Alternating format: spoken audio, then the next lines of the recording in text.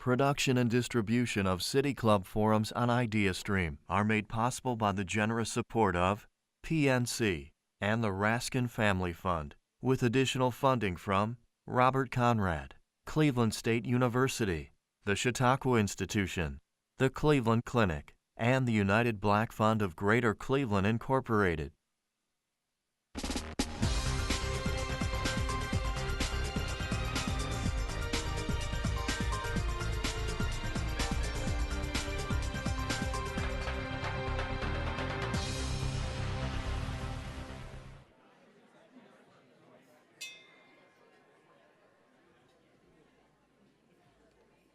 Good afternoon, and welcome to the City Club of Cleveland. I'm John Mitterholzer, Senior Program Officer for the Environment at the George Gund Foundation and a proud City Club member.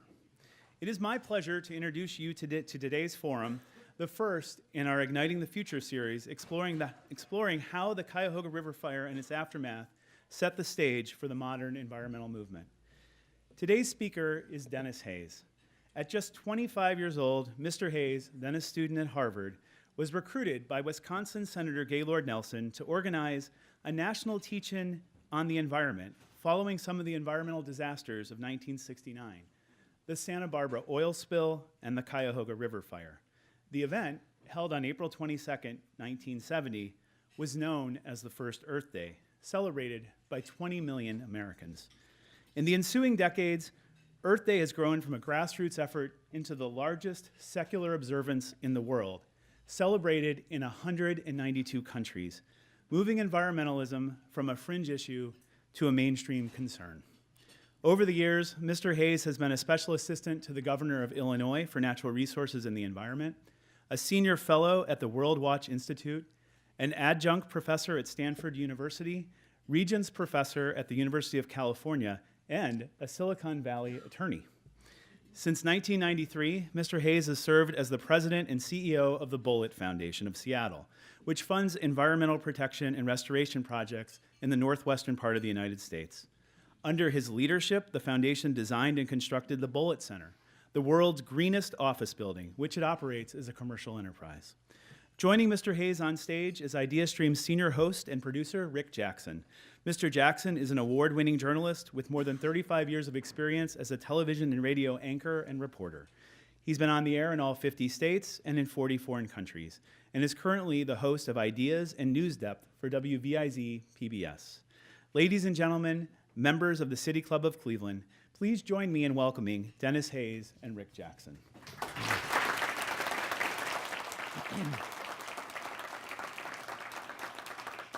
Thank you, John. Appreciate that.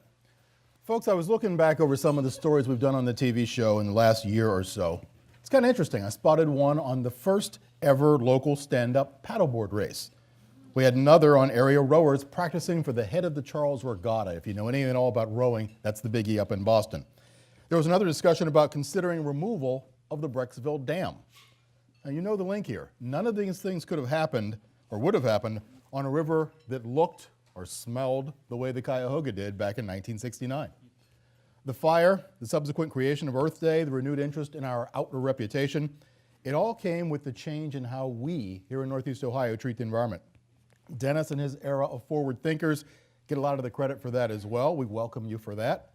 But as he and I talked a week or so ago, he told me something interesting. He said, in the 50 years since the burning of the Cuyahoga became the emblem of all that was wrong with industrial America, we've done a lot, but we need to do a lot more. So let me welcome you and start there. How could we possibly need to do more than what we've done? Let me first say how much we've done. Well, let me first say thank you very much for welcoming me back to Cleveland. I've always jumped at every chance to come to Cleveland, which is maybe the friendliest big city in the United States. Thank you. I will say I have not been to Cleveland in January before. Wait till tomorrow. What we have done since then is kind of staggering.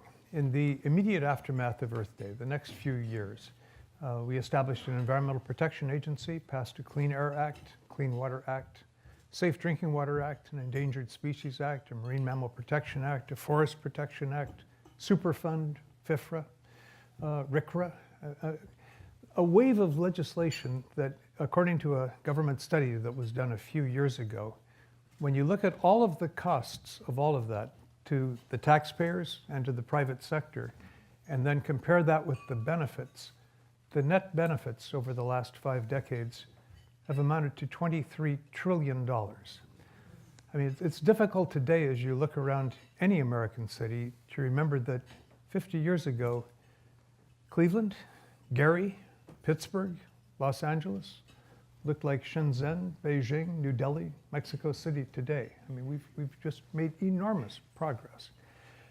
Having said that, we are now facing a series of new threats that in many ways are more formidable. And they are legion, and there's been allusions to various of them in the introductory comments here. Climate change, where there are irreversible tipping points. I mean, it's a difficult thing for people to get their hands around, that you can't change back something. But you can draw down carbon from the atmosphere. We have no way that anyone has thought of to de-acidify the world's oceans. We have now basically an epidemic of extinction is racing around the planet. E.O. Wilson, in his new book, Half Earth, says that it is almost certainly the strongest, fastest wave of extinction that the planet has ever experienced. Problems that some people have thought of as sort of aggravations, but now have achieved to such a credible scale that they're really important. The filling of the world's oceans with plastics. You know, you can do these calculations and they are misleading. If you keep going the way that you're going right now for the next 30 years, okay.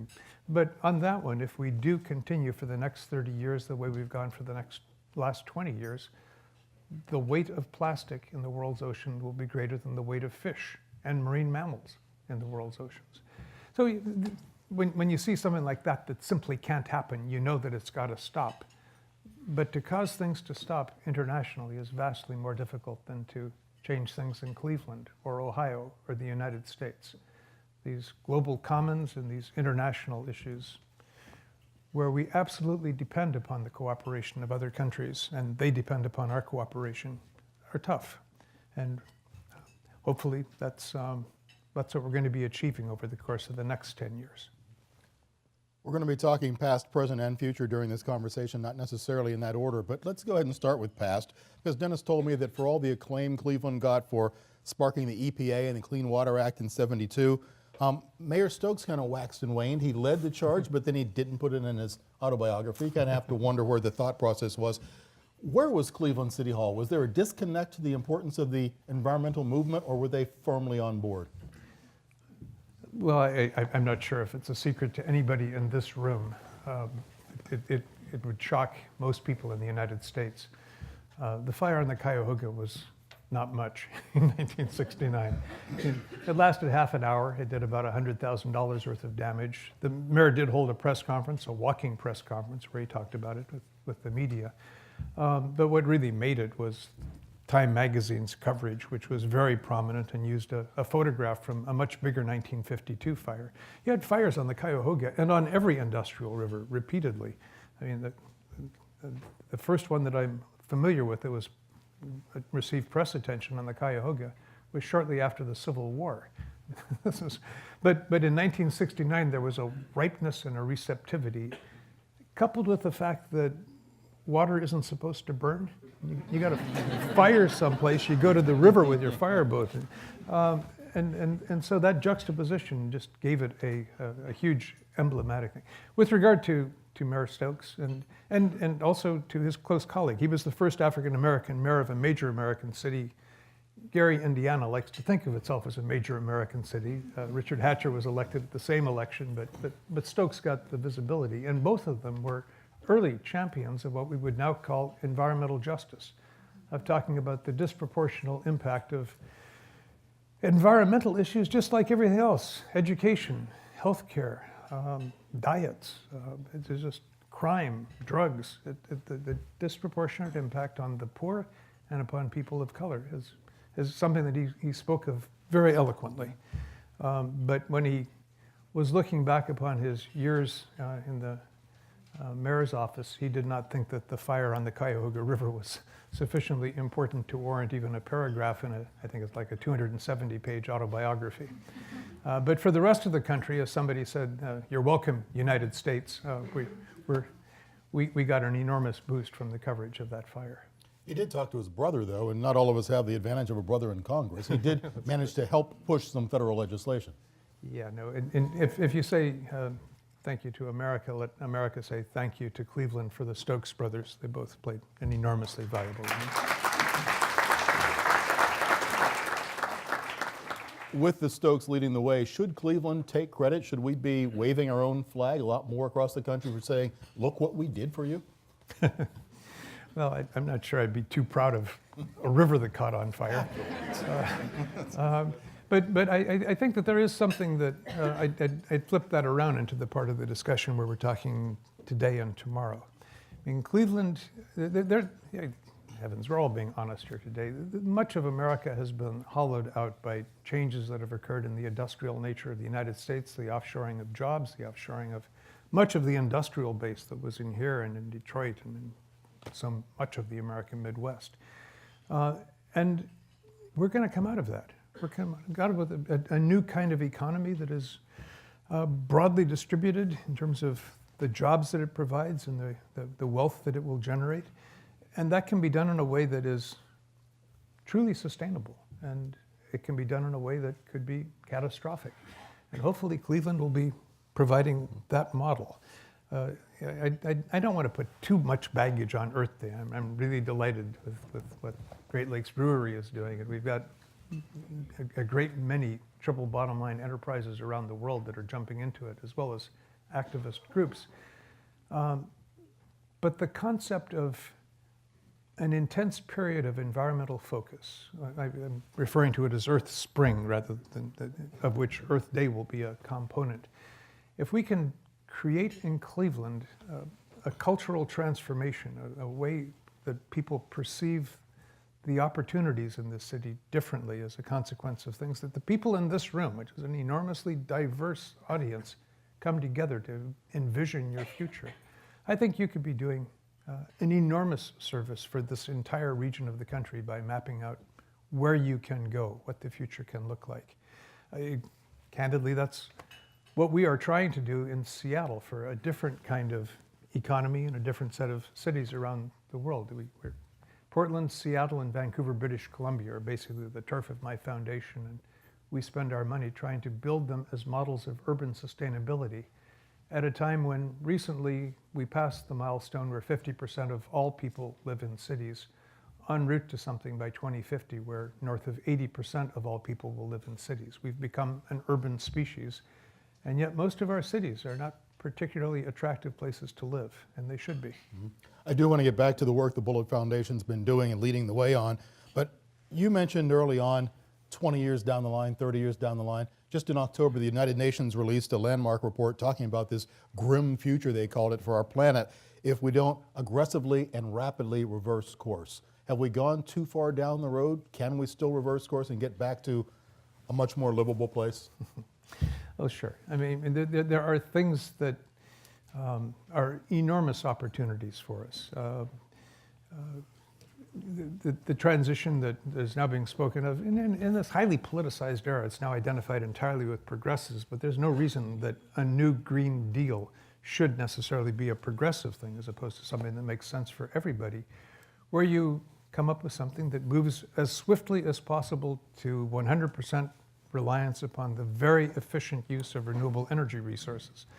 Just enormous, spectacular growth opportunities for different solar technologies, for wind technologies, for different kinds of storage technologies, batteries, hydrogen, for new kinds of vehicles. I mean, it will be a rebirth of all kinds of things that resemble stuff that was done in Cleveland historically. It's just the next generation of these things. Having said that, we have passed some tilting points. There will be more hurricanes and they will be more intense in the future than they have been in the past. There are things that you can do to draw down the carbon in the atmosphere, and slowly you can begin to reverse some of that stuff. But we're not talking about things that will affect dramatically the environment of my daughter. We're talking now about trying to get back to something approaching normalcy during the lifetime of my granddaughter. And that's sad. And there are some of them, you know, for 50 years, one of the little bumper strips is "Extinction is forever." As you pass one of those things and a species no longer exists, then that's simply gone. And that unique little slot of the ecosystem, that whether it's predator or prey or what its role is in the vast web of life, that bolt is taken out of the fabric. And as I mentioned earlier, the one that really troubles me a lot is that when people have come up with geoengineering solutions to climate change, they say, let's continue to throw carbon into the atmosphere, but we can keep the Earth cool by putting particulates into the stratosphere to reflect sunlight, or put little aluminum discs into the stratosphere, or we can be having massive tree planting campaigns to pull carbon down into the atmosphere. Well, and the tree planting actually makes sense for a great many reasons, but that doesn't do anything for the oceans. I mean, once you've acidified the oceans, we don't have, at the moment, a plausible way to de-acidify them. So that becomes a tilting point as you begin to lose coral reefs, the rainforests of the sea, and so forth. You were talking about the diversity of the audience here at the City Club. We look out, we see Great Lakes Brewery, Bank of America, the sewer district is here. There's a lot of groups out there that are leading the charge. But for regular folks, how do we keep the spark? How do we feel like, well, they're doing a lot, I can do a little, but we all need to do more? Well, there's a couple of things. One is in building a movement, and this is something that has been recognized by every religion now for millennia, people will be more deeply committed to something if they are making actions on behalf of it, whether it is recycling your beverage containers, whether it's planting trees, whether it's going down and cleaning up a beach or a riverfront that is messed up. These things are not going to reverse climate change, but it builds a sense of community and commitment to a set of values. The other thing that is really important in terms of mobilizing individuals, though, too, around these issues, is that it will not, the big ones are not going to be solved entirely by voluntary actions. When I went through that list of triumphs after the first Earth Day, these are all federal legislation and the regulations that were issued pursuant to that and the successful lawsuits that were brought after that. You know, a great many CEOs wanted to do something that was really much more sustainable than they were doing before, but if their competitors didn't do it, then they would be priced out of the market. You had to raise the bar for everyone. And in the future, this is going to be as true or more true than in the past. What the role of every individual is to master the issues and vote. I mean, the democracy theme has been running through this entire gathering, and I get a sense that the City Club, the intelligent civic discourse and democratic values is absolutely at the core of what it's about. Well, that's at the core of environmental change as well. You can build a decent case that the real Earth Day is Election Day.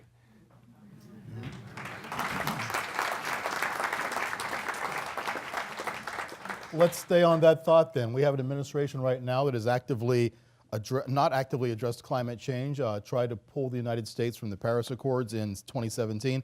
Is there a large split between public leadership or public desire and our leadership right now in which direction we should be going? Yes.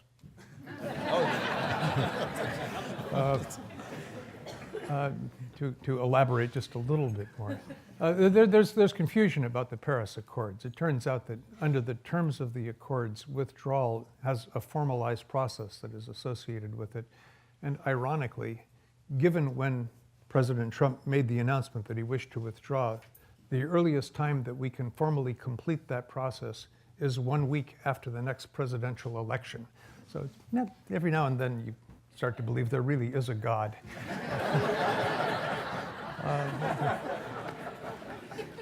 And any new president can reverse that process on 10 days' notice. So that's not all lost.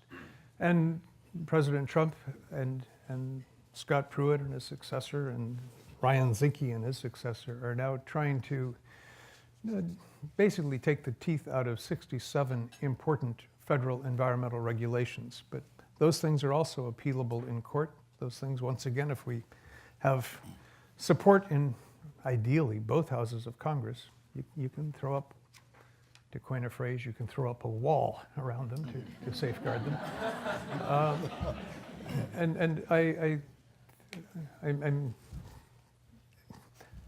Let me say a slightly different thing. If you're talking about climate, polls suggest that about 70, depending on how you phrase the question, 70 to 75% of Americans now believe that climate change is real and that it has a human signature. That's a pretty awesome number. If you look at the last election, something on the order of 22, 23% of people thought that climate change was an important issue. And of those, 2% thought that it was the most important issue. So you have something where, I mean, I care about gun control, but the environment doesn't evoke the same passions as are on both sides of the gun control issue. The same passions that are on both sides of the abortion issue. The same passions that are, I mean, somehow passion has to be part of this. And we have developed over the last 50 years an extraordinary degree of scientific expertise. The International Panel on Climate Change is just a wonderful international gathering of people who've devoted very successful professional careers to this. But it doesn't elicit that same kind of passion, and passion matters in politics. So if you're talking about the difference between Trump and the public, yeah, they disagree with the president, but the people who feel most passionately about this, in the sense that if you're wrong on this, I will not vote for you, there's coal miners and coal company shareholders. I mean, that's where they basically see what they perceive as their future livelihood at stake, and they will make it a single issue ticket. I don't like single issue politics. I think that we ought to be having a broad agenda and we ought to be voting for this. But climate has now reached the stage where, I guess, for me, and I think I hope for in the next election, much more than 2% of the people, if you are wrong on climate, you cannot be elected president of the United States. The planet just can't tolerate that.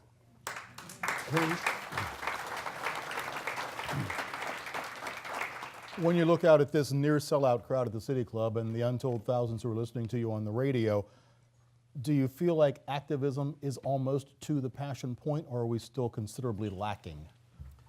I think we're like a supersaturated solution. I mean, we've got these 70% figures that are out there. We've got something where there's an awareness that is growing.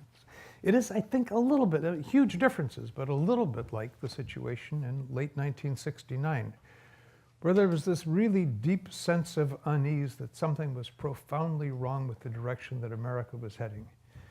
We were getting richer every year, but the quality of our life was deteriorating every year. And we've been fighting for a decade for civil rights advances, and we'd passed some federal legislation, and a huge section of the country had just come back with a massive backlash. And people had been protesting a war in Southeast Asia, with more and more and more people taking more and more extraordinary efforts to try to end it, and actually throw Lyndon Johnson out of office only to get Richard Nixon in, who expands it with an invasion of Cambodia. I mean, the frustration was just there, pent up. And by linking that into some of our issues, the fact that all of this was pent up on a variety of issues, by talking about the war in Vietnam, in part by focusing upon stillborn births as a result of the use of chemical defoliants, the replacement of fertile mangroves, which were teeming with life and things that people were fishing in, the sterile bamboo forests.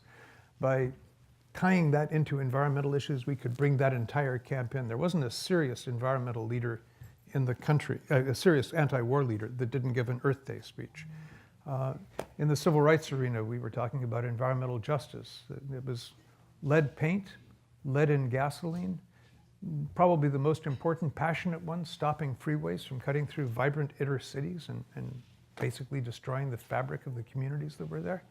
And I can't say that most of the civil rights leaders, but a huge fraction of the civil rights leaders of America were out there on Earth Day tying those issues together.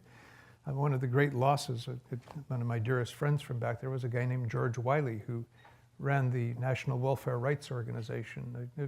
He died in a boating accident, too young, but remarkably articulate and charismatic and capable of bringing along the African American community anytime that he spoke.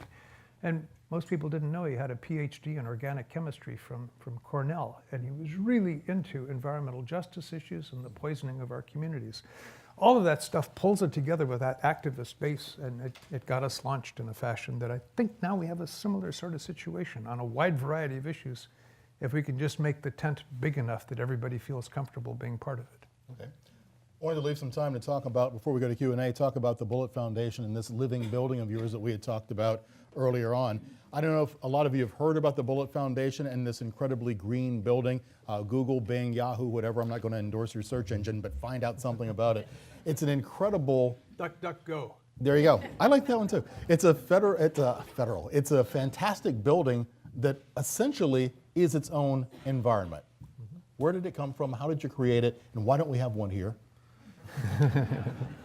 Well, hopefully your museum will be coming up with a super green building here too. They're exploring what the options are. You wouldn't want to have the Bullit Center in Cleveland. You just have a terribly different environment. As we said the last time we were talking, 80 years ago, you take a photograph of a building in Atlanta, a building in Phoenix, and a building in Anchorage, and you say which is where, and you know, we had regional architecture. We designed it to deal with the microclimate that it was in. Today we build the same thing everywhere and use cheap electricity to dehumidify Atlanta, to cool Phoenix, and to heat up Anchorage. That's just stupid. And what we did with the Bullit Center was to design it for the Pacific Slope rainforest. So to go through the attributes, and I should say with all of this, what people think of as sexy is the supply side. What's really important is the demand side. We use dramatically less electricity, despite the fact that most of our tenants are high technology companies, because we were able to persuade them that they should choose the most efficient equipment that meets their needs. I mean, we had one engineering firm that came in, and it was actually involved in setting the energy goals for the building. They took a look at their energy consumption in their previous location, and they were using 5 times as much electricity per employee as they could to meet the cap here. So they went through and took a look at how they were using electricity and what was the equipment that was there. And they discovered, to no great surprise, that their employees were engineers. I mean, everybody wanted to have the most powerful computer that he could possibly get. And it was, for the most part, they were doing things like spreadsheets, they were doing some diagrams, they were writing email, they were searching the web. Every now and then they had a modeling operation that really required some horsepower, but they found they could do all of that with a bunch of dumb terminals and one server. So they reduced their energy consumption by 80% when they moved in, with absolutely no loss in productivity. It's just making smart choices. So in any case, this is a building that produces now about 10% more electricity each year from solar panels on its roof than a 6-story structure uses. I emphasize 6-story because if it's a 1-story, 6-story, 40-story, it's just the same roof. And solar is proportional to the area, and as a consequence, it's ironic. The only net energy positive 6-story building in the planet is in the cloudiest major city in the contiguous 48 states, but it shows what can happen on the consumption side. We harvest rainwater, put it in a cistern in the basement, filter it, both with mechanical filters and with ultraviolet, and then chlorinate it and use it not just to water our plants and flush our toilets, but as potable drinking water. All of the water in the building comes from rain. We have no connection to Seattle's water system. We have no connection to Seattle's sewage system. We process our stuff in compost bins in the basement, come up with stuff that can be put out on plants afterwards. We take our treated gray water and introduce it into a bioswale right into a park next to the building. One of the things you were talking about was your combined sewer overflow problems here. I mean, typically, again, in Seattle, water comes out on the roof of a building. It's on asphalt shingles. It slips over into something that will shoosh it out through drain pipes. It goes out onto the street where buses have gone by and cars, and there's asphalt. Picks up these complex hydrocarbons, sows them into the storm sewer system, flushes them out into Elliott Bay where it is toxic to marine life. Lots of ways that you can invest a lot of money to try to process that. But what we're trying to do is to get a building code that says everybody has to put a cistern in the basement of their building. And whenever it rains, water goes down there, and you can use it for whatever you want to in your building, and that stops it from going out onto the streets and causing all of these problems. If you don't want to make the steps that we did, which frankly were administratively difficult and technically pretty easy to convert it to potable drinking water, at the very least, catch it when it's raining and then let it go from your cistern when it's not raining, so you're not overloading your combined sewer overflow system. And on and on. There is nothing in the building that is toxic, carcinogenic, mutagenic, in any way harmful, not only to any of its residents, but to the people that were building the building. And the final thing is, it's been fully tenanted from about 2 or 3 months from the time that we commissioned the building. It's been fully leased to commercial tenants. We've been in the black from the second year of operation. And the total cost of the building per square foot is roughly the same as the total cost of a standard office building without any of these features per square foot in Seattle, all of which is, I need to be forthcoming, driven by one big phenomenon, which is the typical office building has a parking lot underneath it. We have a parking lot, but only for bicycles. We have a repair facility, and you can put your bike there. We're on a major bus route. We're really close to light rail. We're very close to a trolley system. You've got all kinds of Ubers and Lyfts and Car2Go, and there was just no reason to have automobiles. I don't. Final little flip on this, because I'm sure there has to be 1 or 2 others in this room, a bicycle fanatic. There is nothing in the biosphere that moves a creature around as efficiently as a human being on a bicycle. It's better than a dolphin. It's way better than a cheetah. I mean, it's comparable in terms of energy exerted per unit of distance traveled to a condor. Bicycles are fabulous, and we just wanted to promote them. But it saved us a ton of money. Good endorsement. Okay.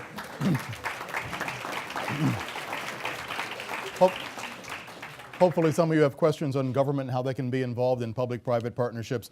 Right now, I'm Rick Jackson, senior host and producer for IdeaStream. Today I'm talking with Denis Hayes, the president and CEO of the Bullit Foundation, board chair emeritus of the Earth Day Network. We are about to begin our famous City Club audience Q&A. We welcome questions from everybody, City Club members, guests, students, those of you joining us via radio or live stream. If you'd like to tweet a question, please tweet it at the City Club, and our staff will try and work it into the program. Holding the microphones today, Marketing and Outreach Coordinator Julia Wong and Director of Programming Stephanie Jansky. May we have the first question, please, Stephanie? Thank you, Mr. Hayes. I think you might have a unique perspective with respect to water. You live in the Northwest, you've got roots in the Great Lakes, and you're probably pretty familiar with the issue of water in Southern California and in the West.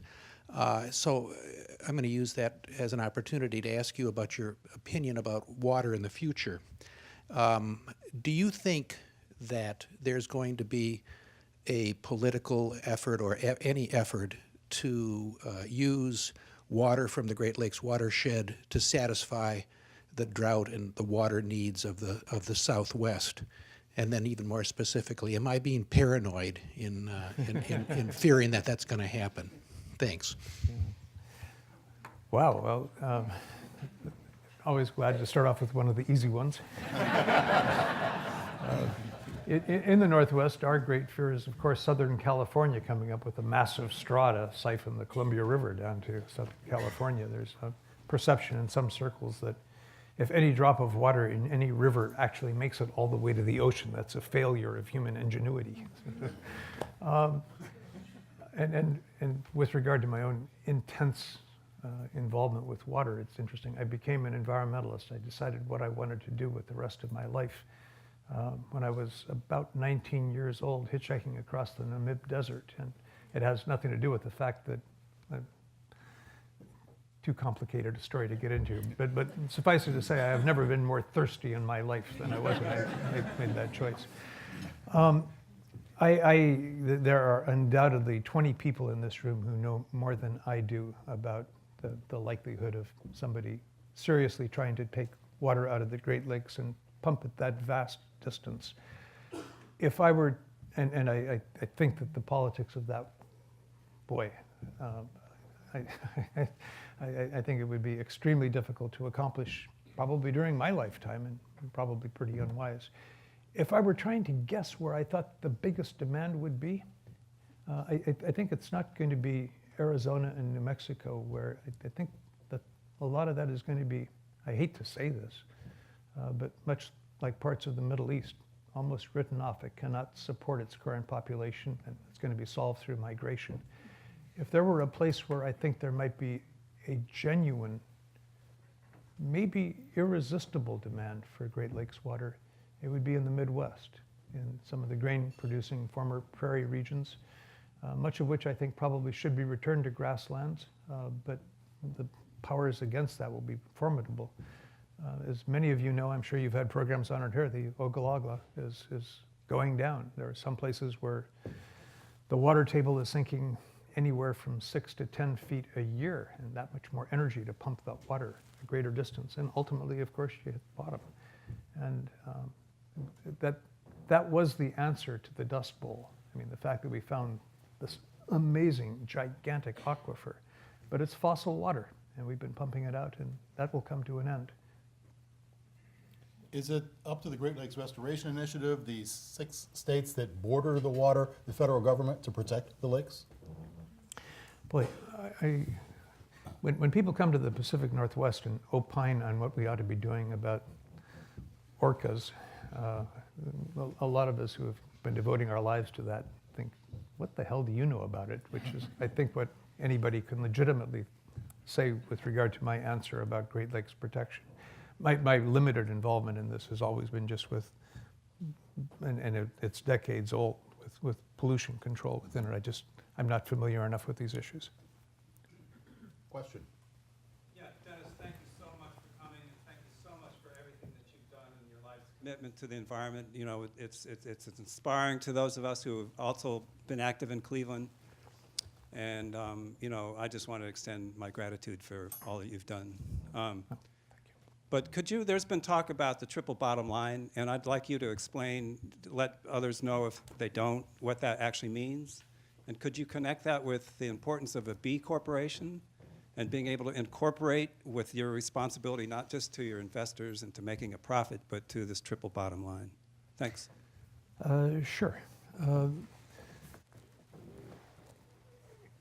Historically, if you take a course in Econ 101 and you're being exposed for the first time to the thinking of Adam Smith, you think of the invisible hand trying to maximize profits. And if you can maximize profits, perhaps by the time you get to 2011, maximize some combination of profits and growth, that is your responsibility as a corporate CEO.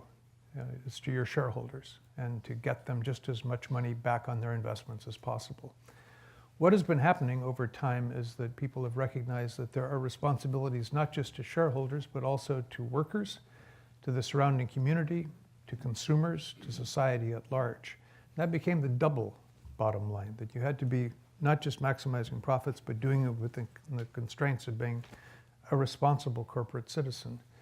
And then as environmental issues bottled, and we began to see that much of what were seen as the profits of company came from the fact that they were externalizing their costs. There were things that they were producing that were toxic and that ought to be remedied, but they were just throwing them into the air or throwing them into the water. And that was unfair to society, and that it was also producing fires on the Cuyahoga River. And so the triple bottom line then incorporates environmental values in with this as well. There is still something, particularly in different states, which have different kinds of approaches to corporate charters, that puts enormous pressure on companies in those states to keep the interests of shareholders first and foremost. The so-called B corporations are a different type of corporate charter that is set up that explicitly allows you to, legally and without any fear of being sued by your shareholders, not do that, but in fact to run your corporation as an instrument of social good. You still want to get bank loans. You still want to be able to run something that's making a profit so that you can continue to employ people and expand. But you're not focused exclusively on the maximizing of that, but rather upon making this an instrument for social good. I'll say in terms of my personal view as somebody who's been involved in the corporate responsibility business now for 35 years. I was the founding co-chair of a group called Ceres, for those of you who follow this field. I think it's an incredibly important development.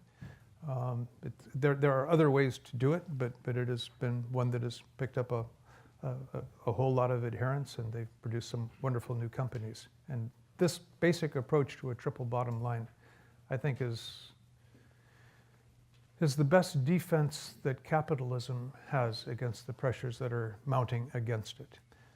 There is, I'm going a little bit off message, but let me just jump for a second. Go ahead. Tom Piketty wrote a book a couple of years ago. It's updating Karl Marx. It's Capital for right now. It's the name of the book. And he went through detailed surveys in country after country of what has happened to the profits that are made by companies and how revenues are distributed. And the evidence was just overpowering. And you look at the United States, for about 40 years, essentially all of the fruits of growth has gone to shareholders, and essentially none of it, in real dollars, adjusted for inflation, has gone to workers. And that has created this increasingly big, we refer to it as a gap, but it's a canyon between the holders of capital and the providers of labor. And then using Credit Suisse numbers and some things from Forbes magazine, a study came out 2 years ago that had just this shattering conclusion that the 8 richest men in the world possessed more wealth than the poorest 50% of the human population. I mean, that's a maldistribution that is in excess of what you saw under the pharaohs. I mean, it's just almost inconceivable.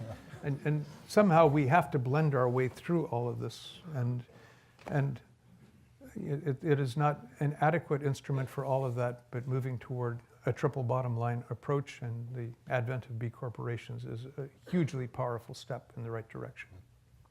Let's put some pressure on the next question and see if we can use the word river in this question. Well, close. Last summer, here at the City Club, at the State of the Great Lakes address, the scientist who was here, who studies plastics in the Great Lakes, talked about the need to stop the spigot so we can try to get the plastics out of the water, but we need to stop putting them in, which means we need alternatives that are non-toxic, biodegradable. So my question is, have you, or could you please use your influence on some of the billionaires on the West Coast, perhaps a couple of them in Seattle, one of them in particular who could actually profit, I suppose, more from creating products, alternative products for his companies, such as Amazon and Whole Foods Market. Like, he has a built-in marketplace for those alternatives if he required everyone to use a safe, non-toxic, biodegradable alternative. Sure, I'll call Jeff as soon as I get home.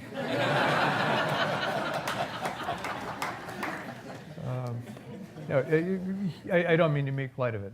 Huge, important issue. It is an area where there's a lot of really interesting research going on about materials that have the characteristics you were talking about. And one of the ways that our economy functions really well is when there is a consumer demand for something, it tends to get produced. And the more demand there is, the more it's produced. The reason that we have so many organic farmers in the United States today compared to 50 years ago is that it came out of mothers worried about their kids. And I think we're going to be able to get that with plastics as well. It's been getting just enough attention. One of the things that's hugely important is images. And is there anybody in this room who doesn't know what I'm talking about when I say the turtle and the straw? Mm-hmm. I mean, it's just unbelievable. And so, you go through the array of issues that are facing humanity and the planet today. Plastic straws probably doesn't make the top 1,000. But in place after place after place after place, plastic straws are being banned out of the power of that one incredible video. You can't get a plastic straw today in Seattle, anyplace. It's illegal. And I think in area after area, I think you get this demand building up and the change comes. That's what we do, we respond. Tell Jeff I said hi, okay? Go ahead. You said we have to work internationally on this. Can you give me an example of something that you have learned from an international counterpart?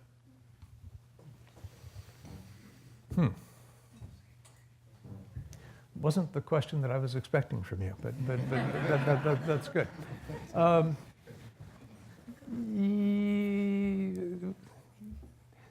Learned lots of things that work, not all of which are translatable to America. When we were trying to figure out what we could do with a green building, and we were considering maybe LEED gold, or maybe stretch for LEED platinum. To put this in context, we use about a third the amount of energy per square foot of a typical LEED platinum building in Seattle. So we think through all this. We started looking at Europe to see what they had in Malmo, what they did in Copenhagen. I spent some time in Berlin looking. We did get something there, the concept of putting your Venetian blinds on the outside of the windows instead of the inside. Once the sunlight has come through the window, it's already warmed up the room in the summer. Put the Venetian blinds on the outside, and you're going to be able to keep the sun from coming in. And if you do it intelligently enough, so you're tilting them, there are days when you're keeping the sunlight out. There are days when you want the light in, but the heat not to come, and you just tilt the blinds like that to reflect it further inside. I picked that up from people in Berlin, where I wouldn't say it's commonplace, but there are certainly scores and scores of buildings that did it, and none in the United States before we did it. Something I learned, that absolutely nothing. I was talking with the vice mayor of Helsinki, and he was talking about what he was doing with land use policy and what they were doing in transportation and how they integrated the two of those things. And there were issues that we were facing in Seattle that we'd just been batting our heads against the wall and say, how in the world did you get that to happen? And he said, well, we own all the land. You want to build, you can get a 99-year lease, but I don't think I can sell that to Jeff. but yeah, I guess the learning from all of that is, and this applies broadly to environmental things, there will be different solutions in different economies with different cultures and different politics and different problems, but we all have to come together around a set of values that are shared and recognize that we're going to do our part and everybody else needs to do theirs.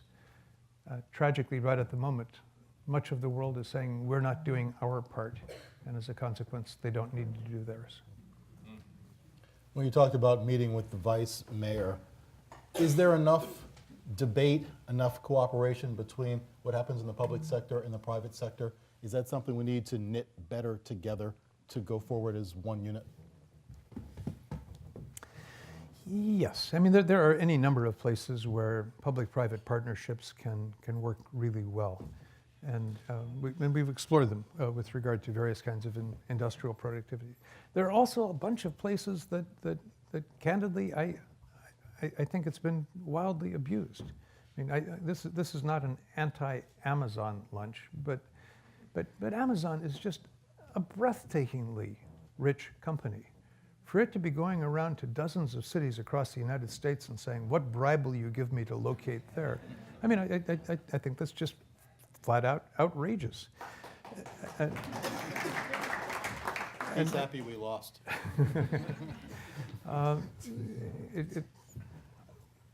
I did not ever expect to become a real estate developer, and my value system has a relatively modest overlap with the real estate developer in the White House. But one thing that I've learned since I've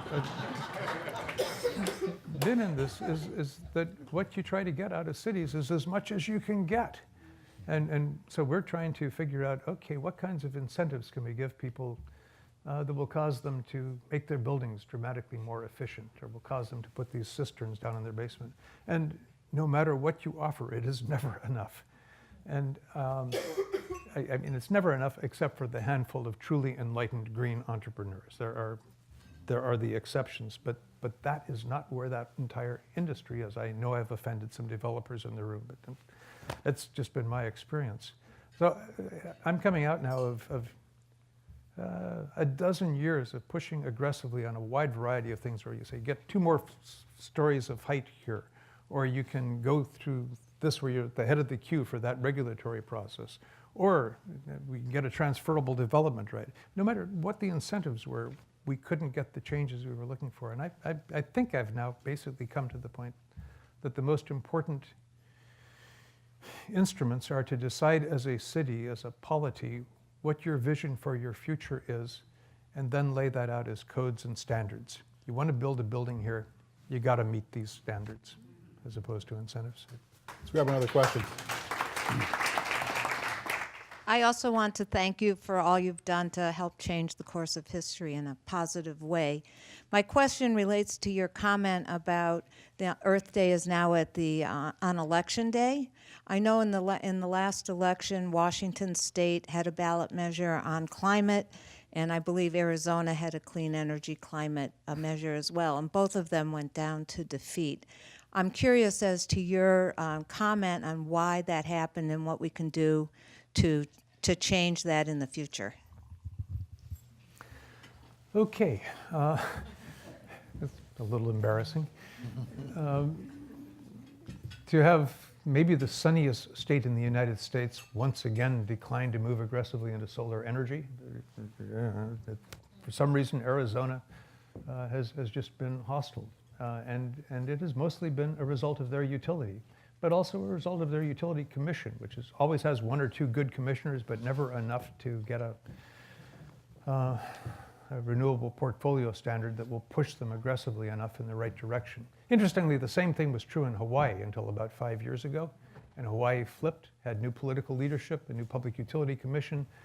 Then they had a attempted hostile takeover by an out-of-state utility, and the utility in Hawaii realized it didn't have the public support that it needed.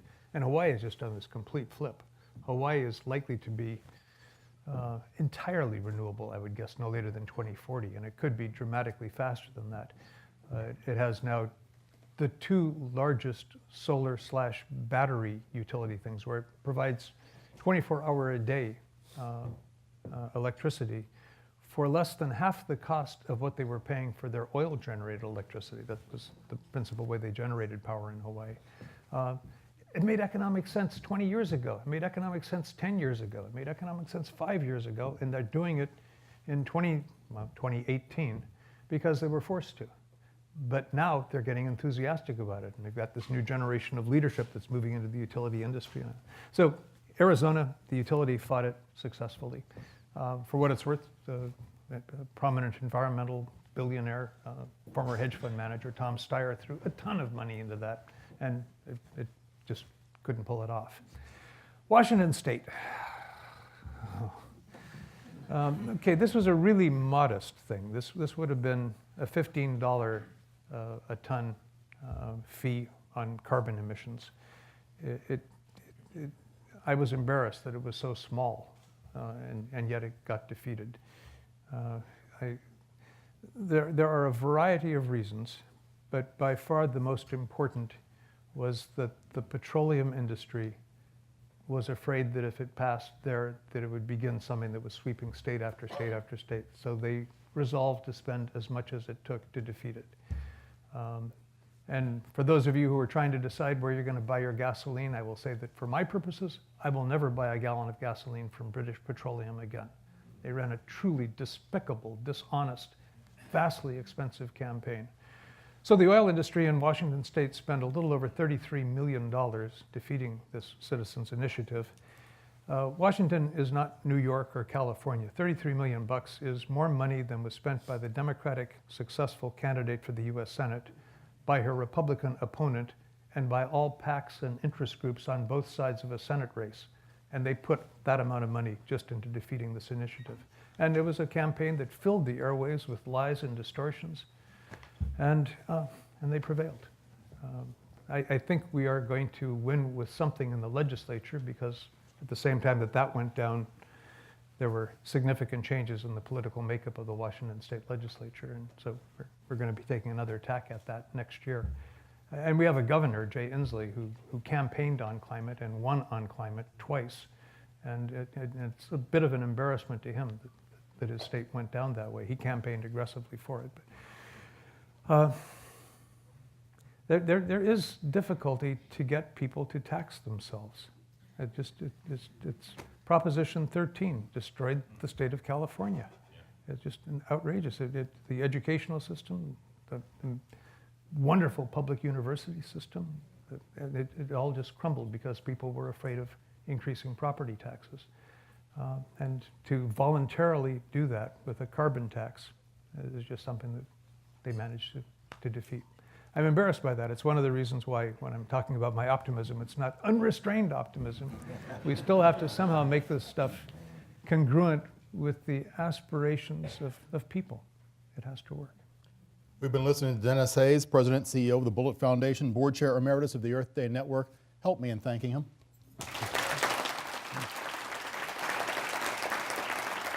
We welcome guests to the table hosted by Cuyahoga River Restoration and students from Flow Homeschool Co-op. Support for student participation in City Club forums comes from Key Bank and the William M. Weiss Foundation, with additional support from the donors you find listed in today's program. We thank you all for being here today. That brings us to the end of the forum. Thank you, Mr. Hayes. Thank you, ladies and gentlemen. This forum is now adjourned. For information on upcoming speakers or for podcasts of the City Club, go to cityclub.org.